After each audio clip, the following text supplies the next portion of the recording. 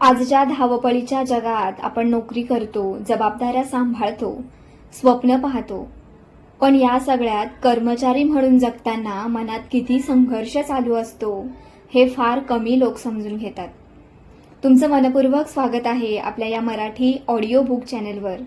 आज आपण ऐकणार आहोत प्रसिद्ध लेखक वि.पु. काळे लिखित गाजलेल्या पुस्तकाचा सारांश कर्मचारी. हे पुस्तक फक्त एका कर्मचाऱ्याची गोष्ट नाही, तर प्रत्येक त्या माणसाची कहाणी आहे.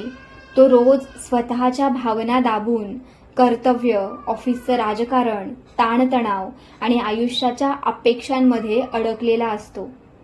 या कथेत तुम्हाला दिसेल की मानवी नात्यांचं वास्तव, नोकरीमागचं मानसिक जग आणि एका सामान्य माणसाच्या आयुष्यातील असामान्य संघर्ष.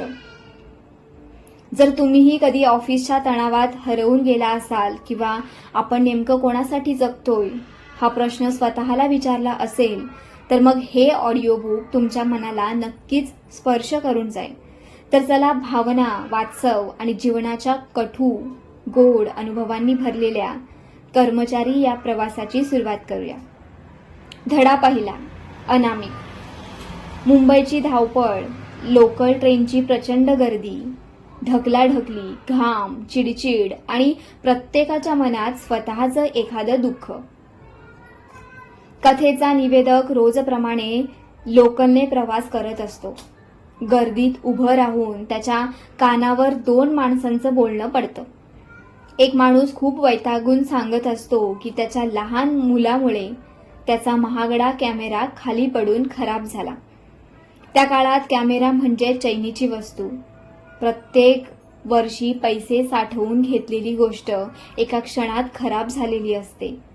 त्याला वाटत असतं की आयुष्याने त्याच्यावर अन्याय केला.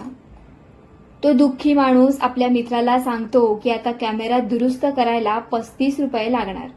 आणि मग हा अचानक आलेला खर्च त्याच्यासाठी मोठा धक्का असतो. त्याचा चेहरा निराशेने भरलेला असतो. तेवढ्यात गर्दीत उभा असलेला एक अनोळखी माणूस अचानक बोलतो, तुम्ही भाग्यवान आहात. क्षणभर सगळेच त्याच्याकडे पाहू लागतात. तो अनोळखी माणूस सांगतो की त्याच्याही घरात असाच प्रकार घडला होता, पण त्याचा महागडा कॅमेरा पूर्णपणे निकामी झाला. इतका की आता त्यात दंतमंजन ठेवावं लागेल. आता त्याला 200-300 रुपये खर्च करावे लागणार आहेत. हे ऐकताच पहिल्या माणसाच्या चेहऱ्यावर समाधान उमटतं, कारण त्याला जाणवतं की माझं दुःख एवढं मोठं नाही. काही दिवसांनी पुन्हा लोकलमध्ये असाच प्रसंग घडतो. एक प्रवासी ओरडत असतो की त्याचं पाकिट चोरीला गेलं. त्यात पैसे, पास आणि महत्वाची तिकीटं होती. तो सरकारला, गर्दीला, रेल्वेला शिव्या घालत होता. त्याला वाटत असतं की त्याच्यासारखा दुर्दैवी कोणी नाही. आणि पुन्हा तोच आवाज, तुम्ही भाग्यवान आहात. तोच अनोळखी माणूस सांगत असतो की त्याचं पाकिट गेलं होतं तेव्हा त्यात नागपूरच्या 5 तिकिटांसोबत 350 रुपये होते, तेही उसणे आणलेले.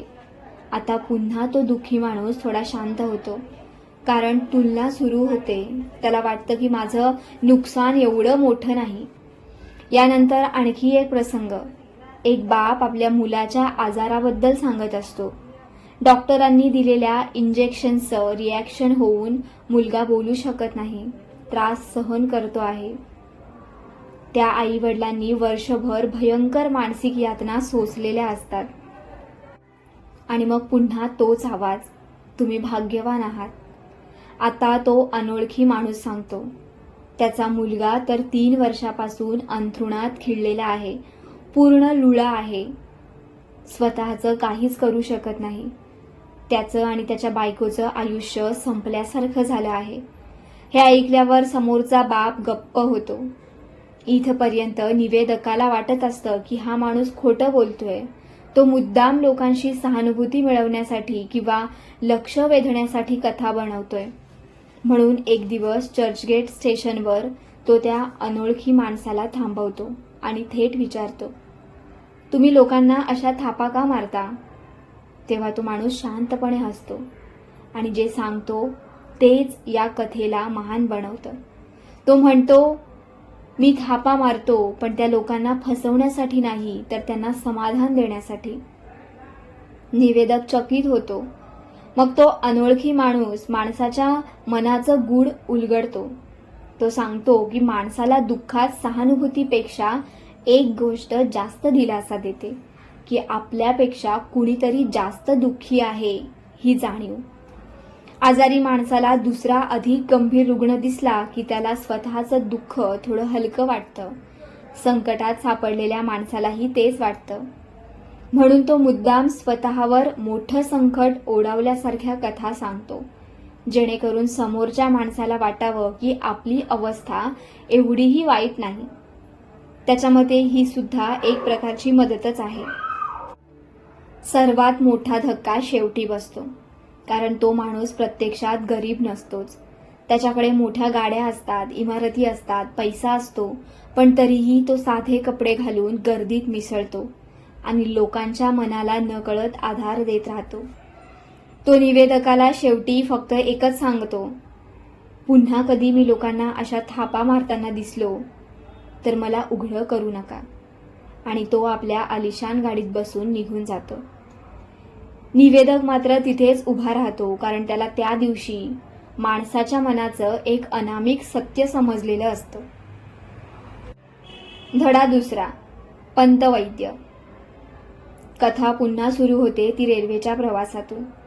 निवेदक एका आरक्षित डब्यात बसलेला असतो. प्रवास, गर्दी, आरक्षण, सीटवरून होणारे वाद या सगळ्यांचं निरीक्षण तो शांतपणे करत असतो. त्याच्या मनात एक प्रश्न कायम असतो की आरक्षण करून बसलेल्या माणसाने दुसऱ्याला जागा द्यावी की नाही. कारण रेल्वेच्या प्रवासात एक प्रकारचा सामाजिक दबाव असतो. तुम्ही नाही म्हणालात तर लोक तुम्हाला कठोर समजतात आणि जागा दिली तर स्वतःचा त्रास होतो. याच विचारात असताना त्याच्या समोर एक विचित्र कुटुंब बसलेलं असतं. त्या कुटुंबातील पुरुष गबाळा, साधा, थोडा बावळट वाटणारा.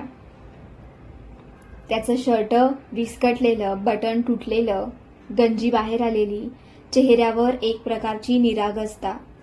पण त्याची बायको मात्र एकदम खमकी, व्यवस्थित आणि कणखर. ती मुलांना नीट बसायला सांगते, जागा सोडू नका म्हणून बजावते. नवऱ्यालाही ती लहान मुलांसारखे आदेश देते. आणि मग त्या माणसाचं विशेष म्हणजे तो काहीच बोलत नाही. कोणी जागेत घुसलं तरी शांत.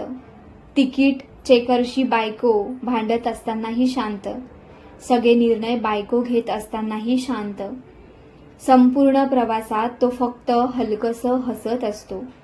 निवेदकाला तो माणूस खूप लक्षात राहतो.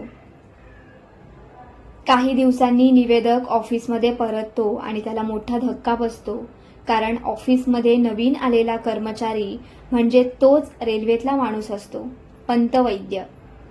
ऑफिसमधले लोक त्याची प्रचंड टिंगल करत असतात.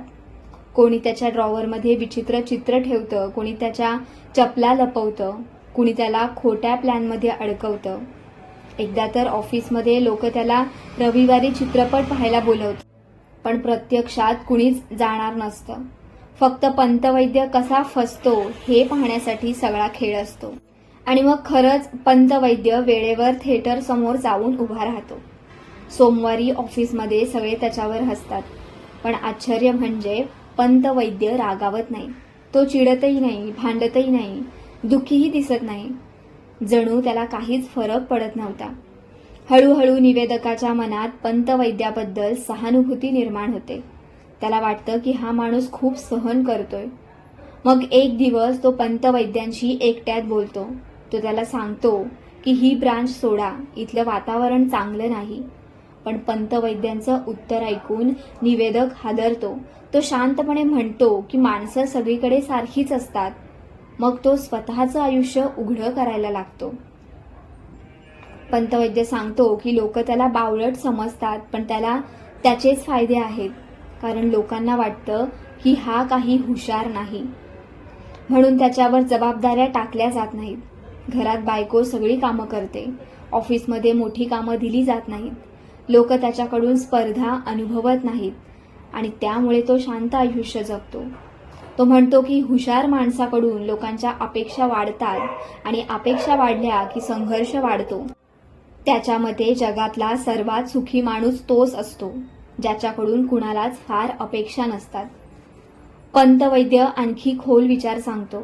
तो म्हणतो, लोक मला चिडवतात, माझ्यावर हसतात, पण त्याच वेळी मला मदतही करतात, कारण त्यांना माझी गरज असते.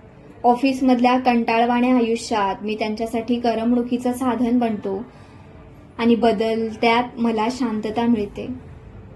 सगळ्यात धक्कादायक गोष्ट म्हणजे पंतवैद्य खरं तर बावळट नसतोच. तो अत्यंत निरीक्षक आणि बुद्धिमान असतो. तो जाणून बुजून साधा भोळा असल्याचा मुखवटा घालतो, कारण त्याला संघर्ष नको असतो. तो म्हणतो की इंटेलिजंट माणसाला प्रत्येक ठिकाणी स्वतःला सिद्ध करावं लागतं. मला ते नको आहे. तो मुद्दाम चुकीचे विनोद समजल्यासारखा अभिनय करतो. राजकारणावर मत देत नाही. शॉपिंगमध्ये विचित्र वस्तू निवडतो, कारण त्याला हुशार ठरायचंच नसतं. आणि मग तो शेवटी एक विलक्षण उदाहरण देतो. तो म्हणतो, माझी गुरु कोण माहितीये? तर गांधारी, महाभारतातली गांधारी, जिचा नवरा आंधळा असतो म्हणून तिने स्वतःही डोळ्यांवर पट्टी बांधली.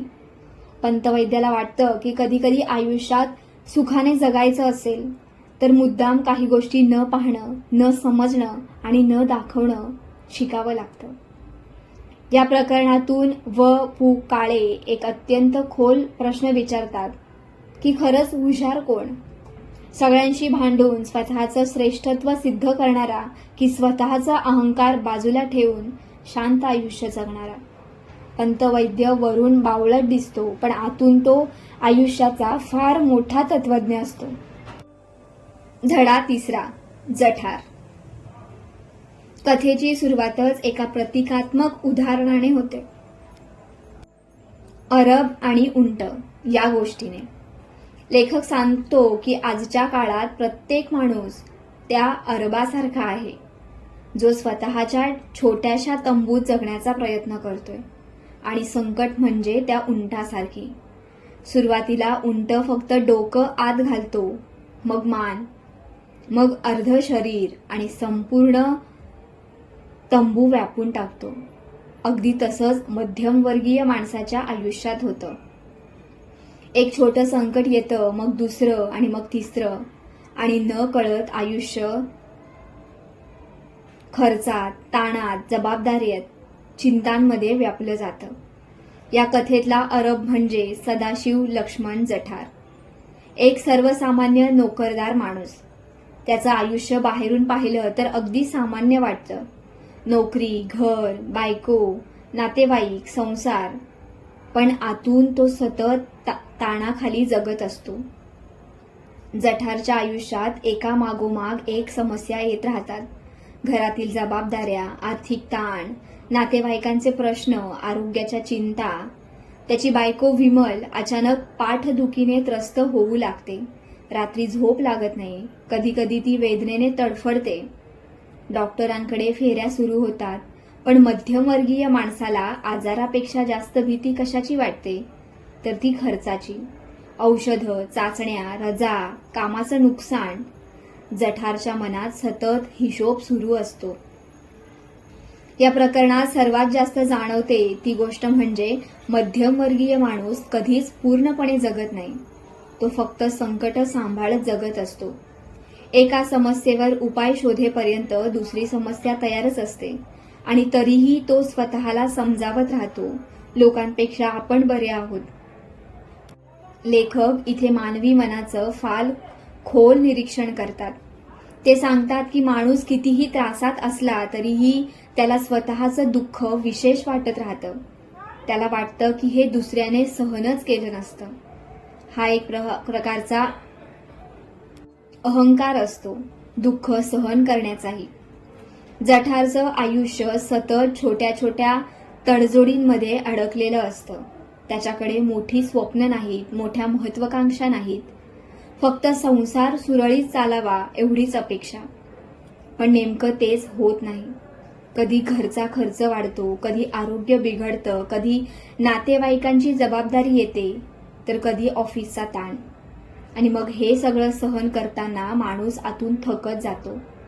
या प्रकरणात जठरचं पात्र खूप वास्तववादी आहे. तो कोणताही नायक नाही, मोठे विचार मांडणारा तत्वज्ञ नाही, क्रांती करणारा माणूसही नाही. तो अगदी आपल्यासारखा आहे. बसमध्ये, लोकलमध्ये, सरकारी ऑफिसमध्ये दिसणारा, दर महिन्याच्या पगारावर आयुष्य सांभाळणारा. लेखक या कथेतून एक फार मोठं सत्य सांगतात की माणूस मोठ्या दुःखाने कमी तुटत नाही, तर तो सततच्या छोट्या छोट्या त्रासांनी थकतो आणि तरीही तो हसतो, कामावर जातो, नातेवाईकांशी बोलतो, उद्याची आशा ठेवतो, कारण मध्यमवर्गीय माणसाकडे जगण्याशिवाय दुसरा पर्यायच नसतो. जठार हे प्रकरण वाचताना किंवा ऐकताना असं वाटत राहतं की ही फक्त जठारची कथा नाही, तर ही प्रत्येक नोकरदार, जबाबदाऱ्या पेलणाऱ्या माणसाची कथा आहे, जो आयुष्यभर संकटांना तंबूत जागा देत राहतो आणि शेवटी स्वतःसाठी जागाच उरत नाही. गोखले ऑफिसमध्ये अत्यंत हुशार, शिस्तप्रिय आणि जबाबदार अधिकारी म्हणून ओळखला जातो. त्याचं व्यक्तिमत्व प्रभावी असतं. कामात परफेक्शन, विचारांमध्ये काटेकोरपणा आणि स्वतःच्या मतांवर प्रचंड विश्वास. ऑफिसमध्ये त्याचा दबदबा असतो, लोक त्याचा आदर करतात, पण त्याच्याशी फार मोकळेपणाने वागत नाही. कारण गोखले मुळात भावनिक माणूस नसतो, तो बुद्धीने जगतो. त्याला वाटतं की जीवन म्हणजे शिस्त, तर्क आणि नियंत्रण. पण त्याच्या वैयक्तिक आयुष्यात मात्र एक वेगळीच पोकळी असते. त्याची बायको अत्यंत समजूतदार, प्रेमळ आणि संसार सांभाळणारी असते. ती घरासाठी खूप काही करत असते, पण गोखलेला तिच्या भावना कधीच समजत नाहीत. कारण त्याच्या मते कर्तव्य केलं म्हणजे प्रेम सिद्ध झालं. तो पैसा कमवतो, घर चालवतो, मुलांची जबाबदारी घेतो, म्हणून त्याला वाटतं की तो उत्तम नवरा आहे. पण स्त्रीला फक्त जबाबदाऱ्या नको असतात, तिला माणूस हवा असतो.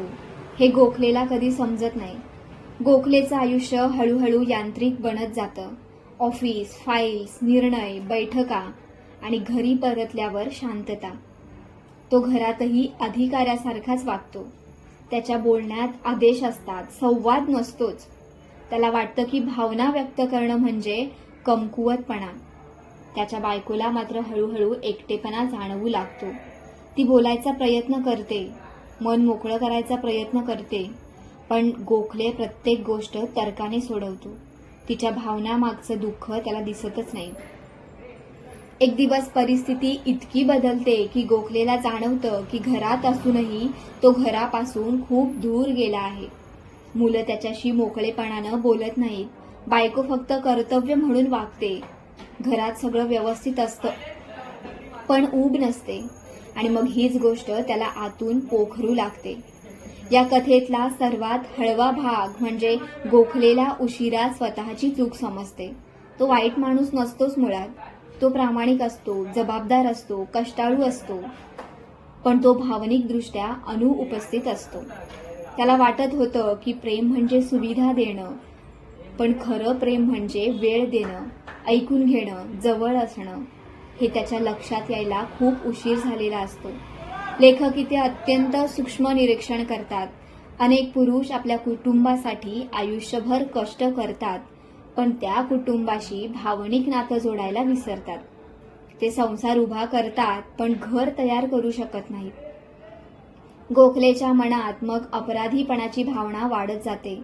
त्याला आठवू लागतं की बायकोचे शांत चेहरे, न बोललेली वाक्य, अपेक्षाभंग आणि मग स्वतःची कठोर उत्तरं.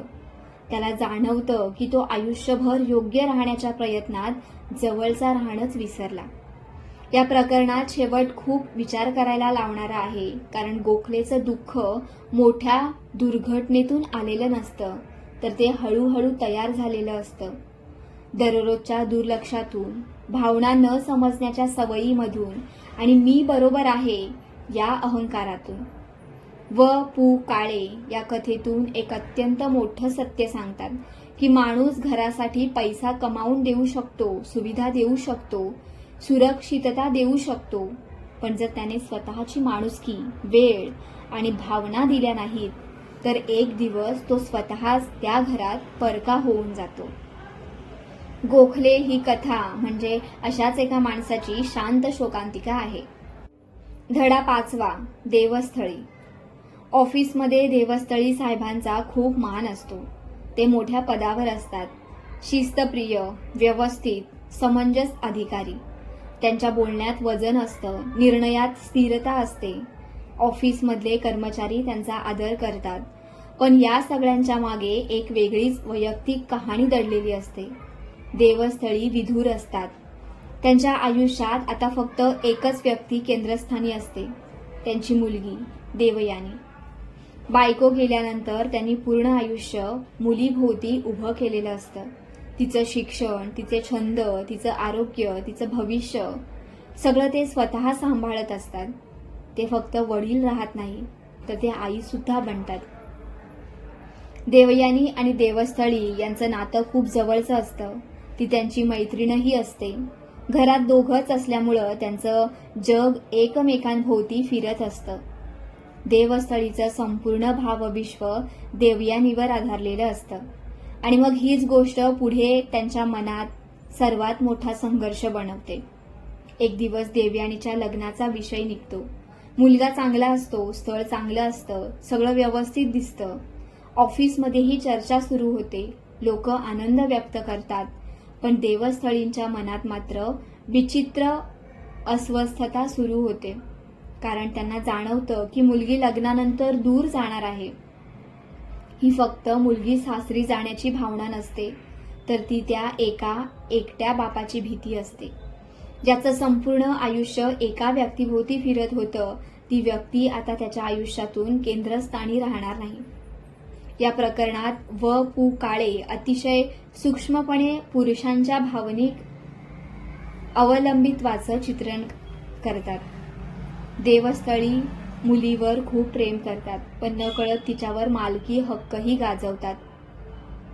त्यांना वाटतं की तिच्या शिवाय मी राहूच शकत नाही, पण खरं तर त्यांनाच तिच्याशिवाय राहण्याची भीती असते. एक क्षण असा येतो की देवस्थळींना बढतीची संधी मिळते, मोठं पद, अधिक प्रतिष्ठा, पण त्यासाठी त्यांना दुसऱ्या शहरात जावं लागणार असतं. सामान्य माणूस असता तर लगेच होकार दिला असता, पण देवस्थळी विचारात पडला, कारण त्यांना वाटतं की या बदलामुळे देवयानीपासून अंतर वाढेल. शेवटी ते बढती नाकारतात. ऑफिसमध्ये सगळे आश्चर्यचकित होतात की इतकी मोठी संधी कोण नाकारतं. पण देवस्थळींच्या मनात वेगळंच गणित असतं. त्यांच्या दृष्टीने करिअरपेक्षा मुलगी महत्वाची. या निर्णयामागे प्रेम असतं, पण त्याचबरोबर एक भावनिक भीतीही असते. त्यांना स्वतःचं एकटेपण सहन होणार नाही याची जाणीव असते. या कथेतला सर्वात हळवा भाग म्हणजे देवस्थळी स्वतःच्या भावनांशी झगडत राहतात. एकीकडे त्यांना मुलीचं सुख हवं असतं, दुसरीकडे ती स्वतःपासून दूर जाईल ही कल्पनाही सहन होत नाही. मग ते स्वतःला समजावू लागतात की मुलं मोठी होतात, त्यांचं आयुष्य वेगळं असतं, आपण अडथळा होता कामा नये. पण मग इतकं सहज मान्य करत नाही. लेखक इथे फार मोठं सत्य सांगतात की पालकांचं प्रेम नेहमीच निस्वार्थ असतं असं नाही, तर कधी कधी त्या प्रेमामध्ये स्वतःच्या एकटेपणाची भीती मिसळलेली असते. आणि म्हणूनच मुलं स्वतंत्र होताना पालक आतून तुटतात. देवस्थळींचं पात्र अतिशय वास्तववादी वाटतं. ते वाईट नाहीत, स्वार्थीही नाहीत, ते फक्त एकटे आहेत. आणि एकटेपणामुळे माणूस ज्या व्यक्तीवर सर्वाधिक प्रेम करतो तिलाच नकळत स्वतःजवळ बांधून ठेवू पाहतो. या प्रकरणाचा शेवट फार शांत आहे, पण मनाला चटका लावणारा, कारण देवस्थळींचं दुःख कुणालाच पूर्णपणे दिसत नाही. ऑफिसमध्ये ते अजूनही व्यवस्थित अधिकारी असतात, लोकांशी हसून बोलतात, पण आतून त्यांना माहिती असतं की आता आयुष्याचा सर्वात कठीण टप्पा सुरू होतोय, एकटं राहण्याचा. धडा 6वा, जोशी. ऑफिसमध्ये जोशी बुवा नावाचं एक विचित्र व्यक्तिमत्व असतं. ते सतत कुणाशी ना कुणाशी भांडत असतात. ऑफिसमध्ये वाद, घरी वाद, शेजाऱ्यांशी वाद, बसमध्ये वाद. जणू भांडण हा त्यांच्या स्वभावाचा भागच बनलेला असतो. सुरुवातीला लोकांना त्यांचा राग येतो, मग मजा वाटू लागते आणि शेवटी लोक त्यांना गंभीरपणे घेणंच बंद करतात. पण जोशी बुवा स्वतःला चुकीचं समजत नाहीत. उलट त्यांना वाटतं की मी स्पष्ट बोलतो. त्यांच्या मते बाकी सगळे लोक खोटे, दिखाऊ आणि भीरू आहेत. ते म्हणतात की लोक मनात राग ठेवतात, मी तोंडावर बोलतो. त्यांना स्वतःच्या भांडखोर स्वभावाचा अभिमान असतो. हळूहळू ऑफिसमध्ये त्यांची प्रतिमा तयार होते. लोक त्यांच्यापासून सावध राहू लागतात, कारण अगदी छोट्या गोष्टींवरूनही ते वाद घालू शकतात.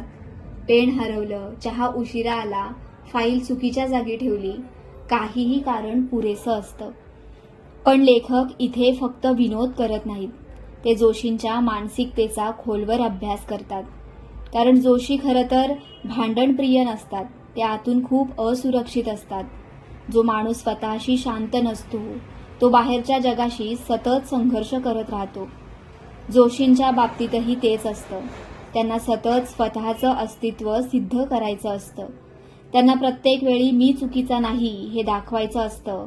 आणि मग एक दिवस बातमी येते की जोशीबुवांनी भांडणाचे वर्ग सुरू केले आहेत. सगळे हादरतात, पण त्यांना कुतूहलही वाटतं. निवेदक एक दिवस त्यांच्या त्या ठिकाणी जातो. ते ठिकाण पाहून तो थक्क होतो. जोशीबुवांनी घराचं रूपांतर भांडण प्रशिक्षण केंद्रात केलेलं असतं. खोल्या साऊंडप्रूफ केलेल्या, भिंतींवर घोषवाक्य, मरावे परी वादरूपे उरावे, no one has the monopoly of quarrel. सगळीकडे भांडणाचं तत्वज्ञान. जोशीबुवा अत्यंत उत्साहाने सांगू लागतात की लोकांना भांडता येत नाही. ते राग दाबून ठेवतात, मनात ठेवतात आणि मग आतून आजारी पडतात. त्यांच्या मते भांडण ही एक कला आहे, ती नीट शिकवली पाहिजे. ते लोकांना शिकवतात की कसं ओरडायचं, कसं थांबायचं, समोरच्याला कुठे टोचायचं, वादात स्वतःचं वर्चस्व कसं निर्माण करायचं. हे सगळं ते अत्यंत गंभीरपणे समजवत असतात. निवेदकाला हे सगळं विनोदीही वाटतं आणि विचित्रही. पण हळूहळू त्याला जाणवतं की जोशी खरं तर समाजाचं प्रतिबिंब आहेत. कारण आजूबाजूचे जवळजवळ सगळेच लोक कुठल्या ना कुठल्या प्रकारे सतत भांडत असतात. फरक फक्त एवढाच की कुणी उघडपणे भांडतं तर कुणी मनात. या कथेत लेखक एक फार मोठा प्रश्न विचारतात की माणूस खरंच संवाद साधतो का, की तो फक्त स्वतःचं मत लादण्याचा प्रयत्न करत असतो. जोशींच्या मते जगातला प्रत्येक माणूस स्वतःला बरोबर समजतो आणि म्हणूनच संघर्ष निर्माण होतो. कोणीही ऐकून घ्यायला तयार नसतं. प्रत्येकाला फक्त बोलायचं असतं. या प्रकरणात विनोदाच्या आड एक खोल दुःख आहे. कारण जोशींच्या आयुष्यात जवळीक नाही. त्यांच्या स्वभावामुळे लोक त्यांच्यापासून दूर जातात. ते लोकांमध्ये असतात पण एकटे असतात. माणूस जेव्हा सतत स्वतःला सिद्ध करण्याच्या मागे लागतो ना, तेव्हा तो नाती हरवू लागतो. जोशींच्या बाबतीतही तेच होतं. त्यांच्या प्रत्येक संवादाचं रूपांतर वादात होतं आणि मग शेवटी लोक त्यांच्याशी बोलणंच कमी करतात. लेखक शेवटी अत्यंत सूक्ष्मपणे दाखवतात की भांडण हे फक्त आवाज नसतो, कधी शांतताही एक भांडण असते. न बोलणं, दुर्लक्ष करणं, अहंकार, तिरस्कार ही सुद्धा भांडणाचीच रूपं आहेत. जोशी हे प्रकरण आपल्याला हसवतं, पण त्याचवेळी आरसाही दाखवतं. कारण प्रत्येकाच्या आयुष्यात थोडासा जोशी असतोच, जो स्वतःचं मत सोडायला तयार नसतो आणि त्यामुळे न कळत स्वतःभोवती एकटेपणाची भिंत उभी करतो. धडा 7वा. खांबेटे. खांबेटे ऑफिसमध्ये एक साधा, शांत आणि प्रामाणिक कर्मचारी म्हणून ओळखला जातो. तो फार बोलका नसतो. आपलं काम करायचं आणि घरी जायचं एवढंच त्याचं जग. त्याच्या आयुष्यात मोठी स्वप्न नाहीत, मोठे दिखावे नाहीत, पण त्याच्याकडे एक स्वाभिमान असतो की मी घरचा कर्ता पुरुष आहे. त्याची बायको मात्र अत्यंत हुशार, व्यवस्थित आणि कष्टाळू असते. घर सांभाळणं, व्यवस्थित ठेवणं, लोकांशी नीट वागणं या सगळ्यात ती पुढे असते. हळूहळू लोक तिचं कौतुक करू लागतात. ऑफिसमधील सहकारी जेव्हा त्याच्या घरी येतात तेव्हा सगळ्यांच्या तोंडून एकच वाक्य निघतं, वा, वहिनींनी घर किती छान सांभाळलंय, खूप व्यवस्थित आहे. घराला खूप सुंदर रूप दिलंय. सुरुवातीला खांबेटेही आनंदी होतात, कारण पत्नीचं कौतुक म्हणजे आपलंच कौतुक असं त्यांना वाटतं. पण हळूहळू एक विचित्र भावना त्याच्या मनात वाढू लागते. लोक घराचं कौतुक करतात, बायकोचं कौतुक करतात, पण कुणी त्यांचं नाव घेत नाही. ही गोष्ट त्याच्या मनाला टोचू लागते. त्यांना जाणवू लागतं की या घरात माझं स्थान नक्की काय आहे. मी पैसा कमावतो, मी कष्ट करतो, पण सगळं श्रेय दुसऱ्यालाच मिळतंय. ही भावना फार सूक्ष्म आहे. खांबेटे स्वतःलाही सुरुवातीला ती समजत नाही. त्यांना अपराधीही वाटतं, कारण पत्नीवर प्रेम असूनही तिच्या यशामुळे स्वतःला कमी समजणं हे त्यांना चुकीचं वाटत असतं. एक दिवस ही भावना बाहेर पडते. बायको सहजपणे बोलताना त्यांना जाणवतं की ती घरातील अनेक निर्णय स्वतःच घेते. लोक तिचे मत विचारतात, तिची उपस्थिती ठळक असते आणि खांबेटेंना नकळत वाटू लागतं की मी मागे पडतोय. या कथेत व पु काळे पुरुषी मानसिकतेचा अत्यंत सूक्ष्म अभ्यास करतात. अनेक पुरुष स्त्रीला पुढे जाऊ द्यायला तयार असतात, पण एका मर्यादेपर्यंत, जोपर्यंत स्वतःचं वर्चस्व धोक्यात येत नाही तोपर्यंत. खांबेटे वाईट माणूस नसतात. ते पत्नीचा द्वेष करत नाहीत, पण त्यांना स्वतःची ओळख हरवत असल्याची भीती वाटते. एक प्रसंग फार महत्वाचा आहे. ऑफिसमध्ये लोक पार्टीत त्यांच्या पत्नीचं भरभरून कौतुक करतात आणि त्या रात्री खांबेटे शांत होतात. बाहेरून काही बोलत नाहीत, पण आतून अस्वस्थ होतात. त्यांची पत्नी हे ओळखते. ती त्यांना विचारते की तुम्हाला काय झालंय. सुरुवातीला ते टाळाटाळ करतात, पण शेवटी भावना बाहेर पडतातच. त्यांना वाटत असतं की त्यांच्या अस्तित्वाकडे दुर्लक्ष होतंय. पत्नीचं उत्तर फार मोठं असतं. ती सांगते की आपण दोघांनी मिळून घर उभं केलंय. ती स्वतःचं कौतुक भांडवल म्हणून वापरत नसते. तिच्यासाठी संसार म्हणजे भागीदारी असते. पण खांबेटे अजूनही स्पर्धेच्या दृष्टीने विचार करत असतात. या कथेतील खरी वेदना इथेच आहे. नातं असताना सुद्धा माणूस स्वतःला एकटा वाटू लागतो, जेव्हा तो स्वतःची तुलना जवळच्या व्यक्तीशी करू लागतो. खांबेटेंच्या मनातला संघर्ष फार वास्तववादी आहे, कारण समाजाने पुरुषाला कायम कर्तृत्ववान, मुख्य आणि आधार असण्याची सवय लावलेली असते. आणि जेव्हा स्त्री स्वतःच्या गुणवत्तेमुळे उठून दिसू लागते, तेव्हा पुरुषाच्या मनात नकळत असुरक्षितता निर्माण होऊ शकते. व पु काळे इथे कुणालाही दोष देत नाहीत, ना खांबेटेंना ना त्यांच्या पत्नीला. हे फक्त मानवी मनाचं वास्तव दाखवतात. या प्रकरणाचा शेवट अत्यंत शांत पण विचार करायला लावणारा आहे. खांबेटेंना जाणवतं की समस्या पत्नीच्या यशात नाही, तर स्वतःच्या अहंकारात आहे. प्रेमामध्ये स्पर्धा आली की नातं हळूहळू तुटू लागतं.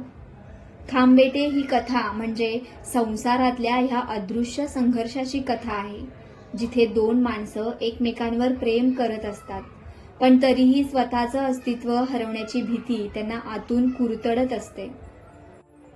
धडा 8. श्रीधर. श्रीधर हा ऑफिसमधला एक सर्वसामान्य कर्मचारी. नियमित ऑफिसला येणारा, वेळेवर काम करणारा, शांत, साधा आणि फारसा लक्षात न राहणारा. ऑफिसमध्ये त्याच्याबद्दल विशेष चर्चा होत नाही, कारण तो फार हुशार दिसतो, ना फार महत्वाकांक्षी. तो गर्दीतला एक सामान्य चेहरा असतो. पण लेखक हळूहळू त्याच्या मनाचा दरवाजा उघडतात आणि तिथे एक वेगळं जग दिसू लागतं. श्रीधर प्रत्यक्ष आयुष्यात जितका साधा असतो, तितकाच कल्पनांच्या जगात मोठा असतो.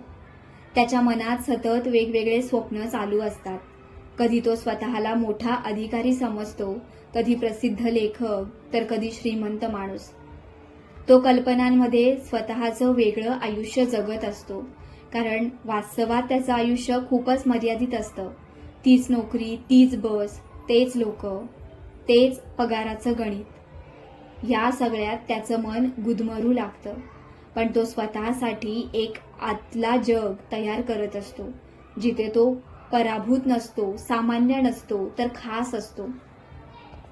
या प्रकरणात लेखक एक अत्यंत खोल मानवी सत्य सांगतात की प्रत्येक माणूस 2 आयुष्य जगत असतो. एक बाहेरचं जे लोकांना दिसतं आणि एक आतलं ते फक्त त्यालाच माहिती असतं.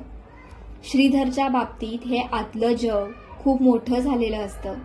तो ऑफिसमध्ये बसलेला असतो पण मनाने कुठेतरी दुसरीकडे असतो. लोक त्याच्याशी बोलत असतात पण तो स्वतःच्या कल्पनांमध्ये हरवलेला असतो. त्याच्या या स्वभावामुळे लोक त्याला थोडासा वेगळा समजू लागतात. काहींना तो बावळट वाटतो, काहींना आळशी, पण कुणालाच त्याच्या मनात चाललेलं कळत नाही. एक दिवस निवेदक त्याच्याशी खोलवर बोलतो आणि तेव्हा श्रीधर हळूहळू स्वतःचं मन उघडतो. तो सांगतो की त्याला आयुष्यात खूप काही करायचं होतं, मोठं व्हायचं होतं, वेगळं जगायचं होतं, पण परिस्थिती, जबाबदाऱ्या आणि भीतीमुळे तो साध्या आयुष्यात अडकून राहिला. त्याच्या बोलण्यात एक खोल खंत असते, कारण तो पूर्णपणे अपयशी नसतो पण पूर्ण समाधानीही नसतो. जो सतत जर मध्ये जगत असतो. जर मी दुसरी नोकरी घेतली असती, जर मी धाडस केलं असतं, जर मी माझ्या आवडीचं काम केलं असतं. या जरने त्याचं आयुष्य व्यापलेलं असतं. या कथेतील सर्वात हळवी गोष्ट म्हणजे श्रीधर वास्तवापासून पळत नाही, पण तो त्याला पूर्णपणे स्वीकारूही शकत नाही. म्हणून तो कल्पनांमध्ये स्वतःचं अपूर्ण आयुष्य पूर्ण करण्याचा प्रयत्न करत राहतो. लेखक इथे मध्यमवर्गीय माणसाच्या एका फार मोठ्या दुःखाला स्पर्श करतात की स्वप्न मरत नाही, ती फक्त आत दडून बसतात. श्रीधरचं आयुष्य वरून स्थिर दिसतं पण आतून तो सतत स्वतःशीच संवाद करत असतो. हेच आयुष्य आहे का? मी खरंच आनंदी आहे का? मी स्वतःला हरवून बसलोय का? या प्रकरणात कोणतीही मोठी घटना नाही, मोठा संघर्ष नाही, पण तरीही कथा मनाला भिडते, कारण श्रीधर प्रत्येकामध्ये कुठेतरी असतो. प्रत्येकाच्या मनात एक सुंदर आयुष्य असतंच जे तो प्रत्यक्षात जगू शकत नाही. शेवटी लेखक अत्यंत शांतपणे दाखवतात की माणूस फक्त पैशासाठी किंवा जबाबदाऱ्यांसाठी जगत नाही. त्याला स्वतःचं अस्तित्व जाणवायला हवं असतं. स्वतःची स्वप्न जिवंत असल्याची जाणीव हवी असते. श्रीधर ही कथा म्हणजे त्या प्रत्येक सामान्य माणसाची कथा आहे जो बाहेरून शांत दिसतो पण आतून अजूनही स्वतःच्या अपूर्ण स्वप्नांशी बोलत असतो. धडा 9. सातवळेकर. सातवळेकर ऑफिसमध्ये अत्यंत प्रतिष्ठित माणूस म्हणून ओळखला जातो. नेहमी नीटनेटके कपडे, बोलण्यात वजन, वागण्यात शिस्त. लोक त्याच्याकडे आदराने पाहतात. त्याचं प्रत्येक वाक्य मोजून मापून असतं. ते स्वतःची प्रतिमा खूप जपतात. त्यांच्या आयुष्यातील सर्वात महत्त्वाची गोष्ट म्हणजे लोकांनी आपल्याबद्दल काय विचार करावा. त्यांच्या प्रत्येक निर्णयामागे हा विचार असतो. घर कसं दिसतं, मुलं कशी वागतात, बायको काय बोलते, आपण कुठे जातो, सगळं प्रतिष्ठेला शोभेल असंच असायला हवं. सुरुवातीला हे सगळं खूप प्रभावी वाटतं, पण लेखक हळूहळू त्या चमकदार आवरणामागचं रिकामेपण दाखवू लागतात. सातवळेकर स्वतःच्या भावना फार कमी व्यक्त करतात. त्यांना रडणं, हसणं, मोकळेपणानं वागणं हे कमजोरी वाटते. त्यांच्या मते सुसंस्कृत आणि प्रतिष्ठित माणूस नेहमी नियंत्रणात असला पाहिजे. घरातही त्याचं वातावरणाचा परिणाम झालेला असतो. त्याची मुलं त्यांच्याशी जास्त मोकळी नसतात. बायको सतत जपून बोलते. घरात आदर असतो पण सहजपणा नसतो. एक प्रसंग इथे फार महत्त्वाचा ठरतो की एका सामाजिक कार्यक्रमात सातवळेकर अत्यंत आदर्श, सुसंस्कृत, कुटुंबवत्सल व्यक्ती म्हणून सगळ्यांसमोर उभे असतात. लोक त्यांचं कौतुक करतात, पण त्याच रात्री घरी मात्र एका छोट्याशा कारणावरून तणाव निर्माण होतो. आणि तिथे लेखक दाखवतात की बाहेरची प्रतिमा आणि घरातलं वास्तव किती वेगळं असू शकतं. सातवळेकरांना सतत परफेक्ट दिसायचं असतं, म्हणून ते स्वतःच्या खऱ्या भावना दाबत असतात. त्यांना दुःख असतं, भीती असते, असुरक्षितता असते, पण ते कधीच व्यक्त करत नाहीत. हळूहळू ही सवय त्यांच्या स्वभावाचा भाग बनते. ते स्वतःलाच विसरू लागतात. ते खरोखर काय अनुभवतायत त्यांना काय हवं आहे हेच त्यांना समजेनासं होतं. या कथेत लेखक एक अत्यंत मोठं सामाजिक सत्य मांडतात की समाजात अनेक माणसं जगत असतात. ती फक्त प्रतिमा सांभाळत असतात. सातवळेकरांचं आयुष्य तसंच झालेलं असतं. त्यांच्या प्रत्येक हालचालीवर एक अदृश्य दबाव असतो. लोक काय म्हणतील हा प्रश्न त्यांना मोकळं जगूच देत नाही. एक क्षण असा येतो की त्यांना स्वतःच्या आयुष्याचा कंटाळा येऊ लागतो, कारण सतत अभिनय करत जगणं थकवणारं असतं. निवेदकाला त्यांच्या बोलण्यातून जाणवतं की सातवळेकरांना खरं तर साधं मोकळं आयुष्य हवं होतं. कधीतरी बेफिकीर हसायचं होतं, मोकळेपणानं बोलायचं होतं, पण त्यांनी स्वतःभोवती प्रतिष्ठेची इतकी मोठी भिंत उभी केली होती की त्यांना त्यातून बाहेर पडणं अशक्य वाटत होतं. या कथेतील खरी वेदना इथे आहे की माणूस जेव्हा सतत इतरांसाठी जगतो तेव्हा हळूहळू स्वतःपासून दूर जाऊ लागतो. सातवळेकरांना लोकांचा आदर मिळतो, प्रतिष्ठा मिळते, पण आतून समाधान मिळत नाही. कारण आदर मिळवताना त्यांनी स्वतःचा सहजपणा हरवलेला असतो. लेखक शेवटी अत्यंत शांतपणे एक मोठा विचार मांडतात की आपण खरंच स्वतःसारखं जगतो का, की समाजाने तयार केलेल्या प्रतिपांमध्ये अडकून जगत राहतो. सातवळेकर ही कथा म्हणजे त्या प्रत्येक माणसाची कथा आहे जो आयुष्यभर लोक काय म्हणतील या भीतीने जगतो आणि मग शेवटी स्वतःच्या खऱ्या आनंदापासून दूर जातो. धडा 10वा. कल्पना. कल्पना ऑफिसमध्ये काम करणारी एक साधी, शांत, सुसंस्कृत स्त्री. ती फार बोलकी नसते ना फार उठून दिसणारी, पण तिच्यात एक सौम्यता असते. ऑफिसमधले लोक तिच्याबद्दल आदराने बोलतात. तिचं आयुष्य वरून व्यवस्थित दिसत असतं. नोकरी, घर, संसार सगळं सुरळीत, पण लेखक हळूहळू तिच्या मनातील पोकळी उलगडू लागतात. कल्पनाचं लग्न झालेलं असतं. तिचा नवरा जबाबदार असतो, वाईट माणूस नसतो, घराची जबाबदारी घेतो, पैसे कमावतो, पण त्याच्या नात्यात भावनिक जवळीक नसते. कल्पनाला सर्वात जास्त त्रास कशाचा होतो, तर कुणी आपल्याला समजून घेत नाही ह्याचा. तिच्या आयुष्यात संवाद कमी असतो. नवरा तिच्याशी आवश्यक तेवढंच बोलतो. घरात भांडणं नसतात, मोठे वाद नसतात, पण प्रेमाची उबही नसते. ही गोष्ट स्त्रीला आतून हळूहळू रिकामं करत असते. कारण स्त्रीला फक्त सुरक्षित संसार नको असतो, तिला भावनिक आधार हवा असतो. तिचं बोलणं ऐकणारं मन हवं असतं. ऑफिसमध्ये मात्र तिला थोडा वेगळा अनुभव येतो. तिथे एकदा सहकारी तिचं बोलणं लक्ष देऊन ऐकतो, तिच्या छोट्या गोष्टी लक्षात ठेवतो आणि इथेच तिच्या मनात भावनिक हालचाल सुरू होते. ही प्रेमकथा नसते, तर ती एका भावनिक भूकेची सुरुवात असते. कल्पना स्वतःशीच संघर्ष करू लागते, कारण तिला माहिती असतं की ती चुकीच्या दिशेने चालली आहे. पण मनाला मिळणारा थोडासा आधार तिला महत्त्वाचा वाटू लागतो. लेखक इथे स्त्रीच्या मनाचं अत्यंत वास्तव चित्र रंगवतात.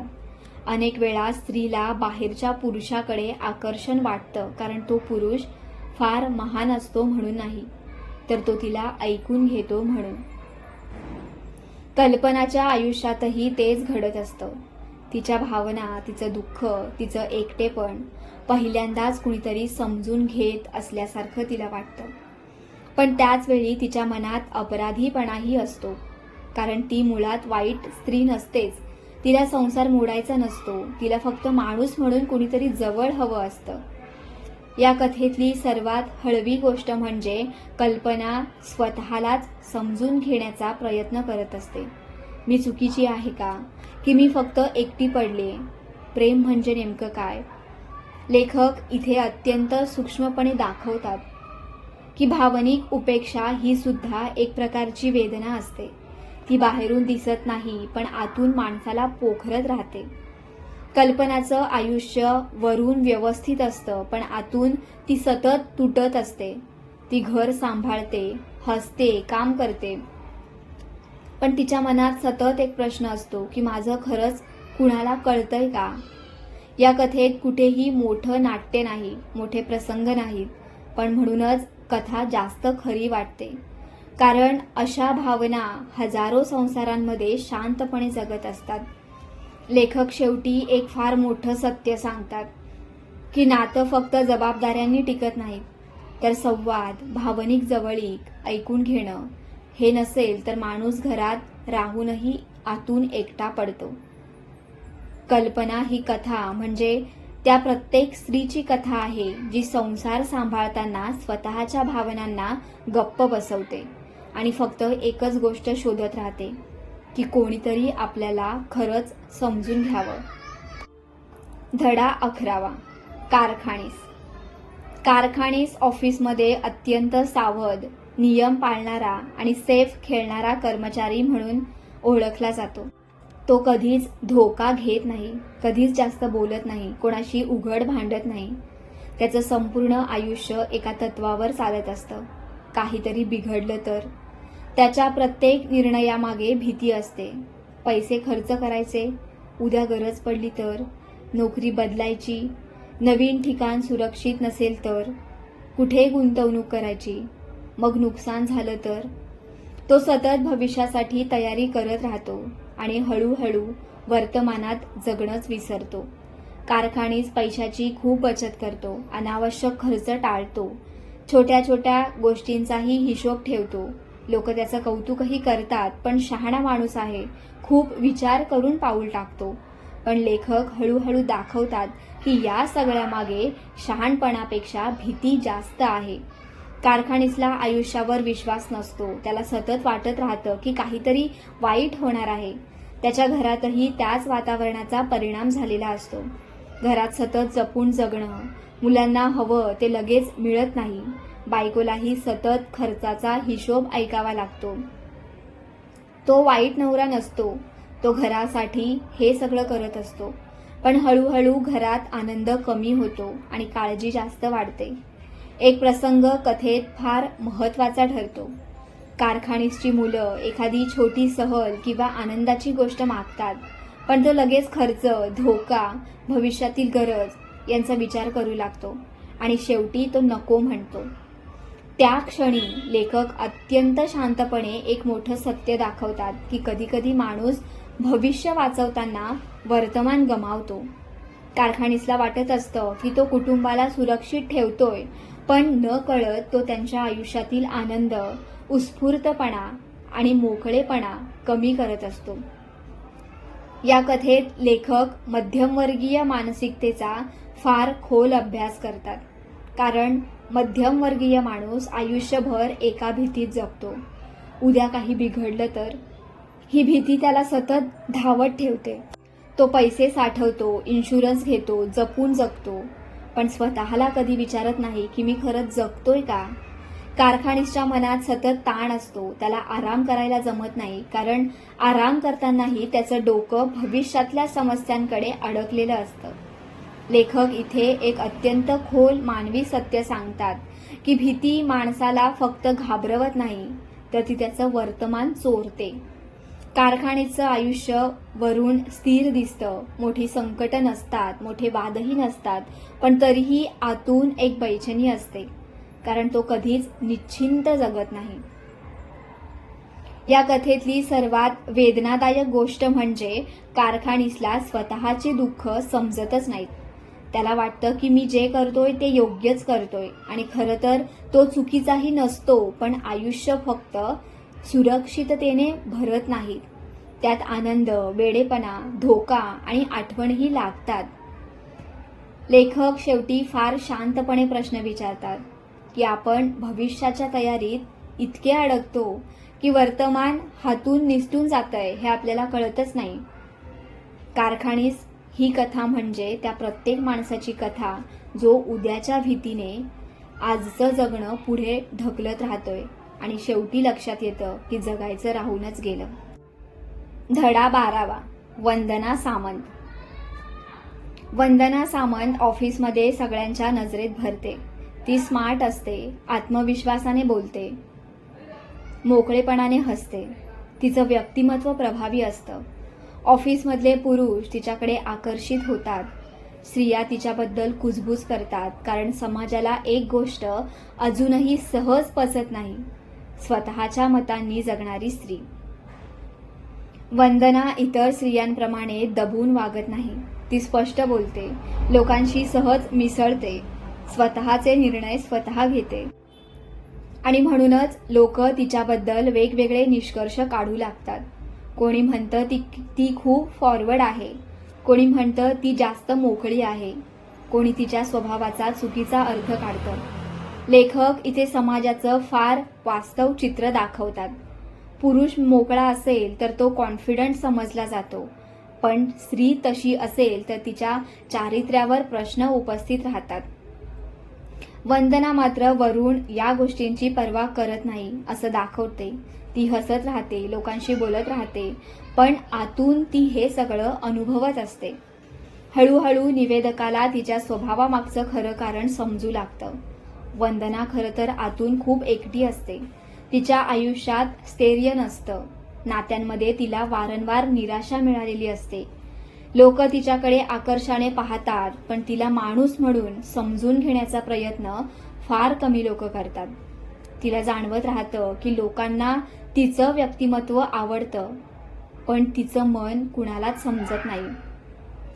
या कथेतली सर्वात वेदनादायक गोष्ट म्हणजे की वंदना जितकी बाहेरून मजबूत दिसते, तितकीच आतून ती भावनिक आधारासाठी तळमळत असते.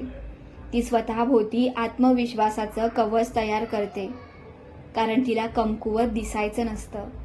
लेखक इथे एक अत्यंत महत्त्वाचं सत्य सांगतात की कधीकधी सर्वात जास्त हसणारी, आत्मविश्वासू दिसणारी माणसं आतून सर्वात जास्त एकटी असतात.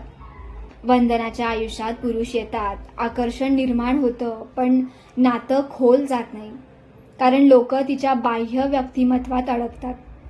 तिच्या भावनिक गरजा कुणाला दिसतच नाहीत. तिच्यावर सतत प्रतिमा लादली जाते.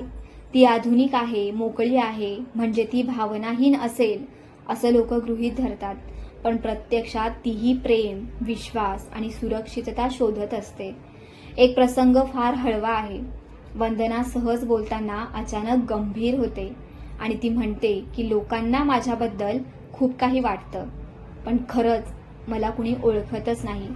हे वाक्य तिच्या संपूर्ण आयुष्याचं दुःख सांगून जातं. या कथेत लेखक स्त्रीच्या एका वेगळ्या संघर्षाला स्पर्श करतात. हे संघर्ष फक्त संसाराचा नाही तर स्वतःच्या ओळखीचा आहे. वंदना समाजाच्या चौकटीत बसत नाही म्हणून लोक तिला समजून घेण्यापेक्षा तिच्यावर शिक्के मारतात. पण लेखक तिचं चित्रण कुठेही अतिनाट्यमय करत नाही.